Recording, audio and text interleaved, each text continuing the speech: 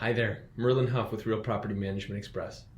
In this short series of videos, I'm going to go over common terms and calculations involved in investment property to explain the basics of real estate investing. What we're going to start with today is cap rate. Cap rate is a common term that's used in evaluating investment properties, both commercial and residential. Cap stands for capitalization. And the rate of capitalization is one metric that you can use to evaluate one property against another. And it's typically the most useful when you're considering paying all cash for an investment property, and I'll go over why.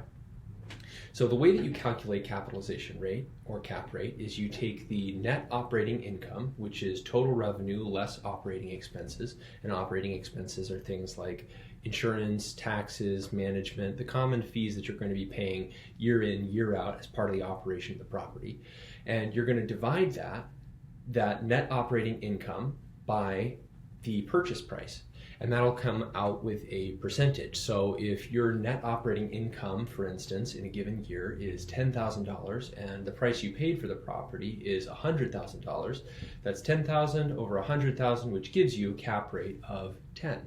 It'll come out in the calculation as 0.1, and you'll know that that's 10%. And the reason that that's useful is that different markets will trade at a different cap rate. So Sioux Falls, for instance, tends to trade at around a 7 cap, or a 7% capitalization rate, which basically means that if you were going to buy a piece of investment property for approximately $100,000, then you should expect to see a roughly $7,000 return inside of a year in terms of net operating income. So again, that's going to be gross revenue less operating expenses. And the reason that this is useful is that at a glance, I can tell you the difference between one property and another. Now, it doesn't factor in any of the nuances like that could vary from property to property or person to person, such as financing. Your financing terms are going to make a big difference, and that'll certainly factor into your cash on cash and internal rate of return. But as far as cap rate, one single, easy to understand and easy to calculate figure that'll help you evaluate your property against the market that you're in, cap rate is a really handy way of doing that. So just to recap, cap rate is the net operating income, which is gross revenue minus operating expenses over the course of a year, divided by the purchase price of the property. Now you can also reverse engineer that. If you know what the cap rate is of your particular territory and you know what your purchase price is, then you could calculate what the expected net operating income will be. Now, net operating income is fairly fixed in most investment properties. There are little things that you can do to adjust. You can get rents a little bit higher.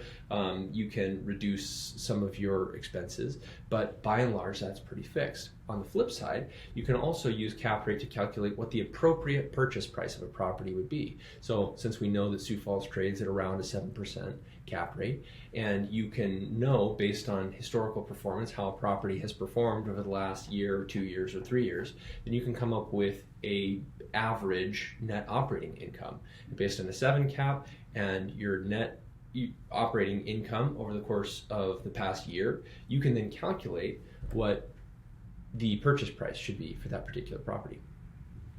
Now, I know I've gone over this all very briefly. In future videos, I'll explain some of the other terms that I've talked about, namely internal rate of return and cash on cash return, and we'll go through some examples to really illustrate some of these concepts. If you're interested in learning more, you can get in contact with us at 605-274-7373 or reaching out to us by email at support@expressrpm.com. Thanks very much.